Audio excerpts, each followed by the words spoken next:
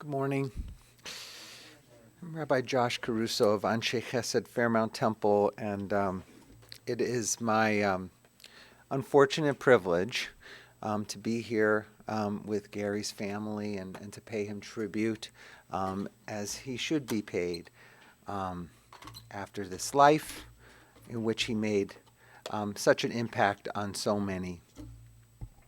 I share a few readings with you. And the child asked, "Tell me a life. Tell me of life." And the sage answered, "Life, my child, is a mystery. We do not ask to be born, nor do we even understand the meaning of birth, of creation. We grow and we experience life's pleasures and pains. We love. And slowly, oh slowly, we come to realize that we have become, that we are. At that moment, we humble ourselves before the mystery of life and quietly say, though I knew not, I have been granted the most precious gift of all, the gift of life." And the child asked, "Tell me of death." And the sage answered, "Death, my child, is a mystery. It is the inevitable return of the gift of life, the gift which came free to us. We live as the trustee of that precious, mysterious being, of that unexplainable becoming. Yes, you and I are but the trustees of life. We nurture it, we delight in it, we give of it to others. And at the appointed time we sadly, yet with pride, return it from whence it came.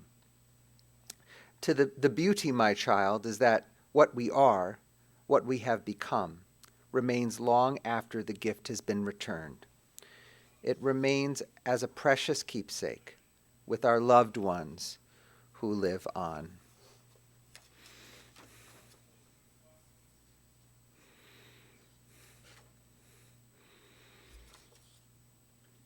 Adonai roi lo echsar bino deshe yarbitzeni, al mei menochot yanchileni nafshi yeshovev, yancheni bemagle tzedek lema'an shemo. Adonai is my shepherd, I shall not want.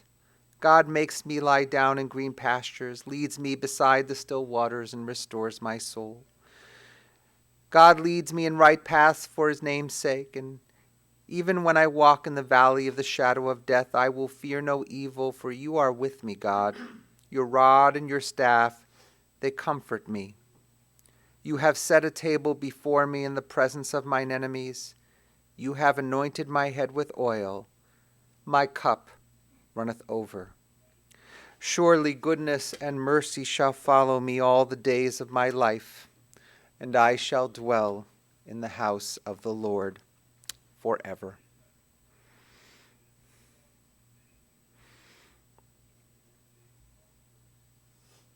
When we love the people we love, whether we lose them in life or lose them in death, there is a sense of an unfinished story, a chord as yet unplayed. So we carry all those disparate legacies inside ourselves, and like stones in a shepherd's sling, we count each and every one.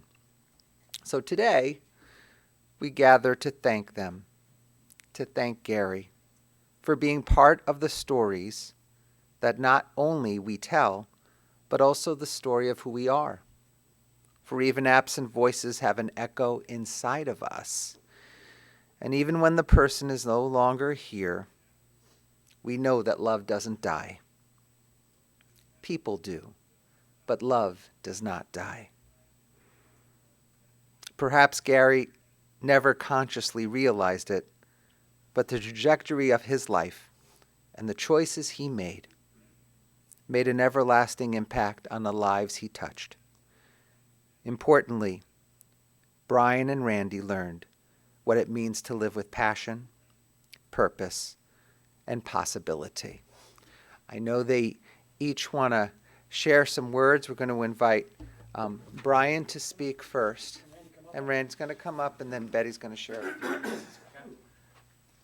Hot mic. Is this on? Okay.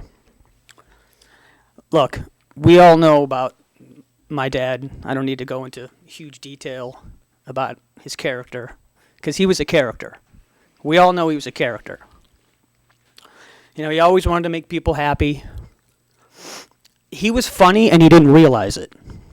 You know what I mean? Like, he would do things that were funny and he had no clue that they were funny, which even made him funnier. At least I thought so. He would wear Speedos with the kids when they were swimming. He was a character. And he always wanted to be accepted. And he always felt people doubted him. But I never once doubted him. And I know Randy never once doubted him ever.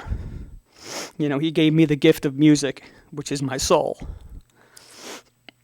So, you know, when I listen to music or play it, it's always a part of me and him. And he always gave us the gift of drive. He gave us the gift of life. So let us give him peace in this afterlife, because he never had it. And in the words of Grateful Dead's lyricist Robert Hunter, may him rest in peace too, such a long, long time to be gone and a short time to be here. And, you know, I bid you good night, Dad. I love you with all my heart. And now I'm going to pull my pants up. Just like you did. Okay. All right, Randy. Okay. Thanks, everybody, for coming, by the way. Give him a good pull up. Right? Rochelle, am I right about that? Oh. Pull up. My dad, what did he teach us? He taught us many different things. My dad taught me, and what I took away from my dad's life was, how can you be the most interested person, maybe not the most interesting in the room? He taught me to say yes before no. He wanted me to think, this is from a business standpoint, think like the customer, but maybe think like someone else. What does someone else think like? He was very hardworking. He was very focused, determined. But some things that I really took away from this experience of him passing was, how do we be present every day, right? Being present. And there were some things that I took away on being present. And I'm not going to be too long, but let me just talk about some of the things about being present. So one of the things that I took away from this experience of my dad was, you really need to take stock of your life. We need to smile every day. We need to fully appreciate the moments today.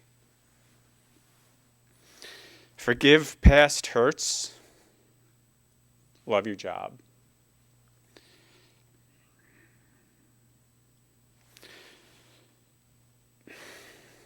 Dream about the future, but work hard today. Stop worrying. Stop worrying, Brian. Stop worrying. Don't dwell on past things, past accomplishments. Think beyond old solutions to problems and be there for others. Those are some of the things that I've learned. And before I let Aunt Betty come up and talk, there was a reflection that I found about being present, so I just wanted to read this real quick. And it goes like this. No, you can't. Take. If you live in the past with all your regrets and mistakes and failures, with all your broken dreams and empty promises, I am not there, my name is I was. If you live in the future with all your fears and anxieties, with all of your what ifs or maybes, I'm not there, my name is not I will be. But if you live today, right now, in this moment, and if you open your eyes and ears and your hearts to my love for you, I will be with you, and my name is I am. I am always with you, Dad.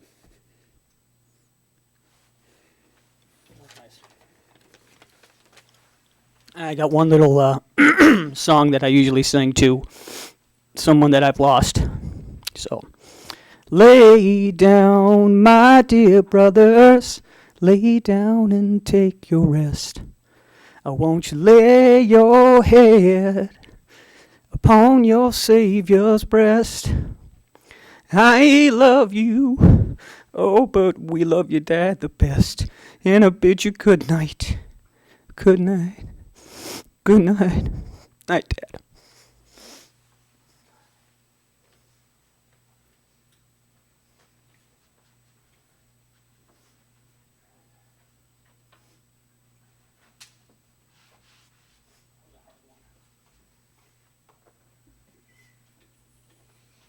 Hi, I'm Betty. Gary was my brother-in-law, and I adored him always. I met him when he first. I met Gary and Susie the same time, so that would have been 55 years ago. And the first time I met him, it must have been at Ohio State. We were visiting for Susie went to Ohio State, but it was like maybe parents' weekend. And my mother married Izzy. But Gary was playing the acoustic guitar the whole time. Like Susie was putting away clothes and Gary was playing the guitar. And it was a nice guitar. I remember that. And he was singing. And I always liked him from that moment on. He was singing a little bit, but he was mostly playing the guitar. Like, I think he liked Poco, maybe? Oh, did he? Okay, that's what and he liked country music. He liked all kinds of music. But we spent a lot of years together, and so many wonderful times. He would give you the shirt off his back. He was just like that. And they had impeccable taste. So we would usually buy everything that they had. After a couple of years, they would redecorate, whether it was French, provincial, to colonial, to modern, to Spanish. I can't even go. You name it, they decorated like that. And I don't know if they ever had a decorator. I'm not sure. But they were a very big part of my life, and to my children, they were always available, always. And when I was going through some really hard times, they were there. With open arms. And I just remember Gary's, I think they might have been Hermes ties. And all his, maybe he had Gucci shoes. In this closet, seemed to be rainbow coordinated, all the pink shirts, and he wore pink. I mean, Gucci's. And most important were the cars. Yeah. So he had a lot of fancy cars, a lot of them, and many. He was a race car driver, and he took a lot of pride in that. But most importantly, it was his kids and his family. That's really what he cared about. He was a wonderful brother-in-law, a wonderful dad, grandfather, uncle. And I would go visit him at Heather Hill. And the first time I went there, he said to me, and he knew who I was. It was it was I think it was 7 o'clock. He was going to bed. The lights were off. I just walked in, so there were no lights on, and I go, "Hi, Gary." He goes, "Betty." I mean, so he knew what was going on, and he said to me, well, we were in conversation. I went again, and he goes, "You going out with anyone?" So I said to him, "You, Gary, you're my boyfriend." And I meant to really, but I love Gary, and may he rest in peace. And the kids, they loved him the same, and my kids, everyone loved Gary. He didn't really talk about anyone. We had wonderful times in Florida. And then they seemed to, I felt they had a wonderful life. And there's hardships there.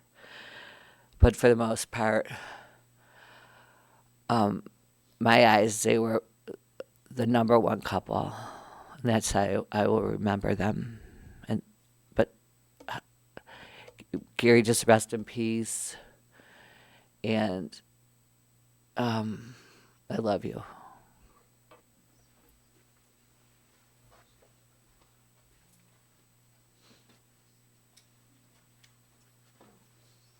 So I think I'm the last speaker, Rabbi. So I'll be short.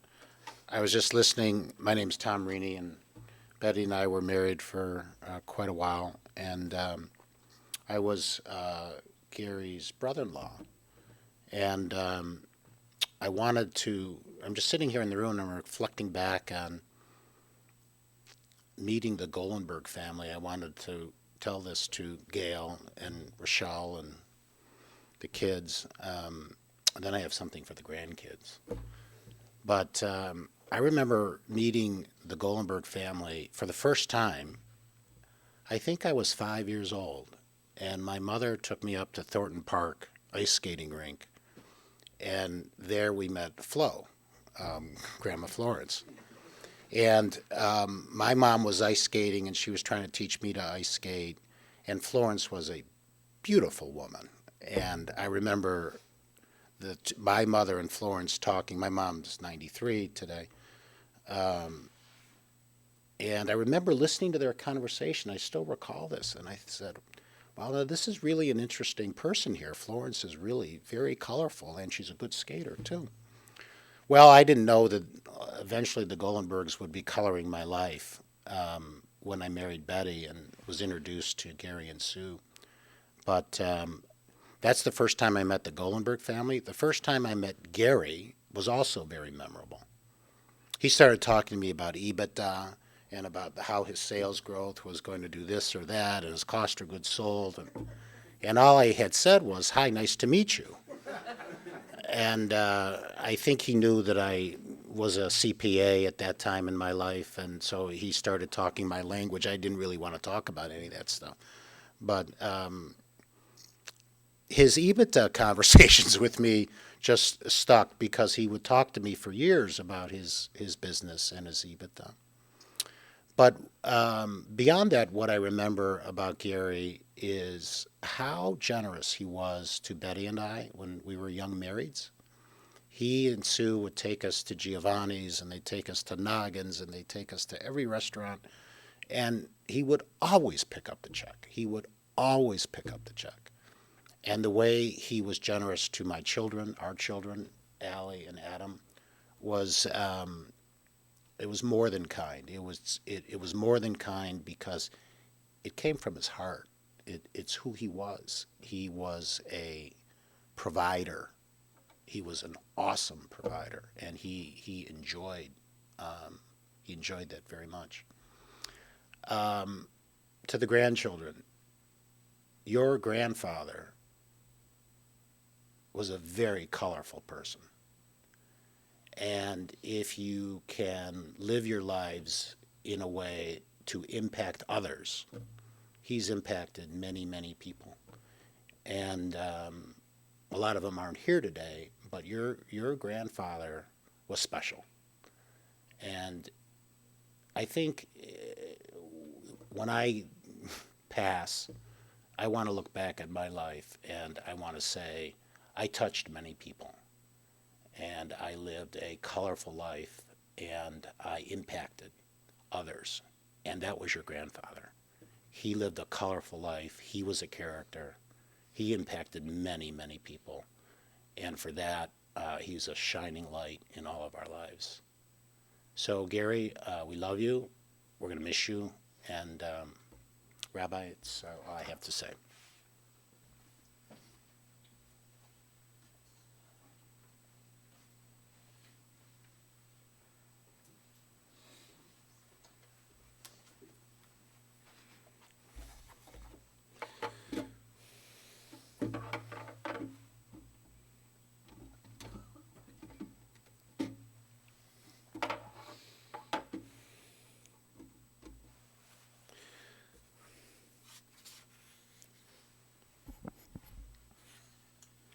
Ever since he was a kid, Gary was driven with a strong work ethic. His first job was delivering newspapers, and he most certainly learned it from his dad, who made his kids work for him. And when his father died too soon, Nathan, Gary was thrust into working. He only attended Ohio University for 1 year before he went to work for Kichler Mattresses. And he moved on to White Dove Goodman Manufacturing and finally to Gibson Homans. Gary excelled in consulting, sales, operations at Gibson Homans, a manufacturer of sealants, adhesives, and coatings. And after moving on from the company, he eventually became president at the Golenberg Corporation, based in Florida. He was an old-school patriarch, working himself to the bone to provide a comfortable upbringing for his wife and kids. And while he wasn't home as much as Randy and Brian would have liked, there were moments of distinction that the boys still carry with them to this day. They remember, of course, as mentioned, how he played guitar for them in their rooms, giving them an appreciation for the musical arts. They lived in West Virginia as kids, and it was only fitting that Gary would play John Denver songs for them. Brian attributes his love for music in part to his dad, and maybe we should call it the Golenberg musical gene. But what followed was a love of the Beatles and Bob Dylan, the Grateful Dead, and on and on. Gary loved racing cars, Betty, as you mentioned, especially Porsches. The need for speed was indicative of his go-go-go lifestyle, perhaps, and it was meaningful to Brian that he performed at Nelson's Ledges, the very place where his dad once raced. And of course, he was once at an event with Tom Cruise. And at one juncture, he had Cruise's equipment was in his way, and he said, "Hey, Cruise, move your trailer." And that was Gary, a man with a fair share of chutzpah. It was that very same proclivity, that sense of entitlement and chutzpahdik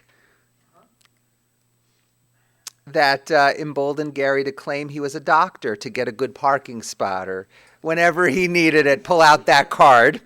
Because he had the first cell phone. Yeah, right. He had the first cell phone in his car, so he already had the attendant stuff that you needed to claim that kind of profession. And perhaps the most significant consequence of Gary's decline and eventual passing is that Brian and Randy drew closer as they embraced the sacred obligation of caring for their dad. You too stepped up to Judaism's most precious commandment, to love and honor your parent. You found a way to move your dad back to his home here in Cleveland. Heroic is what I would call it. You enabled him to spend his last days with the dignity every human being deserves.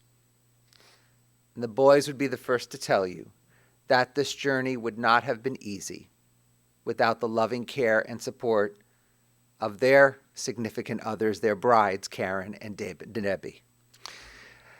As the throes of death were upon Gary, his sons were right there, telling him all the ways in which he made a difference in their lives, sharing with him how much they appreciated what he gave them.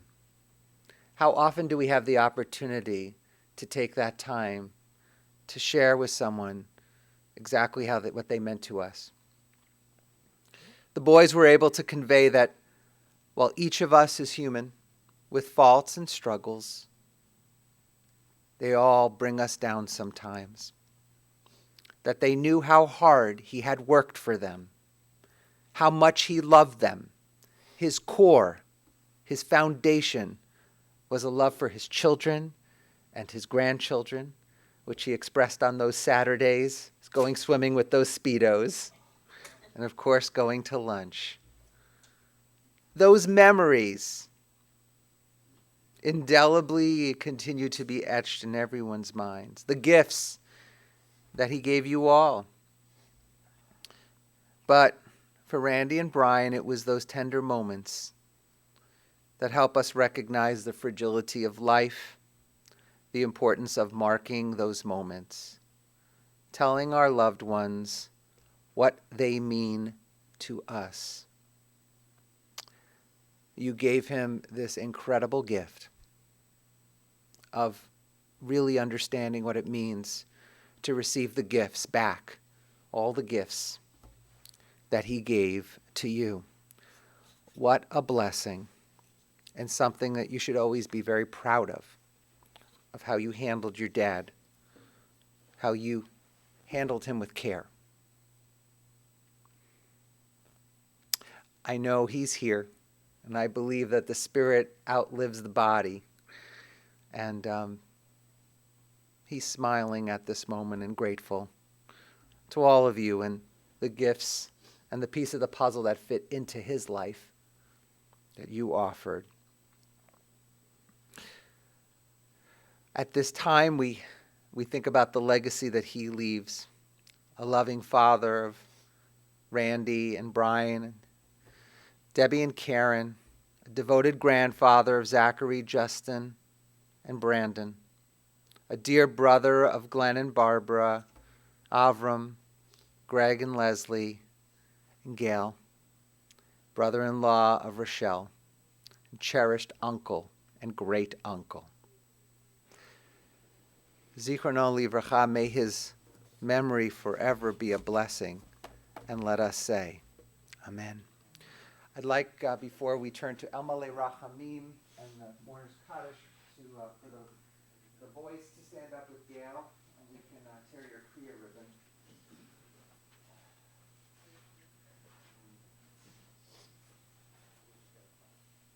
Our hearts are torn. We wear this ribbon to remind ourselves way back from the Bible times when Jacob thought his son Joseph had perished. He tore his clothing. So we tear this ribbon knowing that even though the ribbon can be mended, it cannot be completely returned to its original state.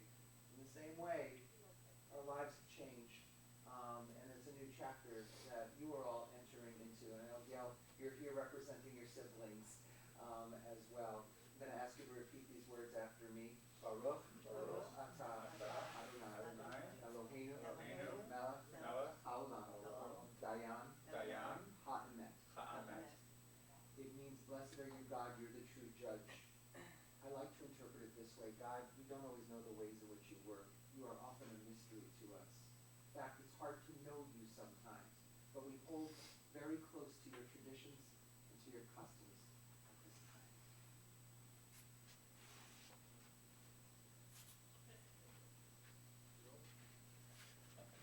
Return to your seats. I'm going to ask everyone to please rise for the chanting of Elmalei Rachamim, and then followed by Kaddish.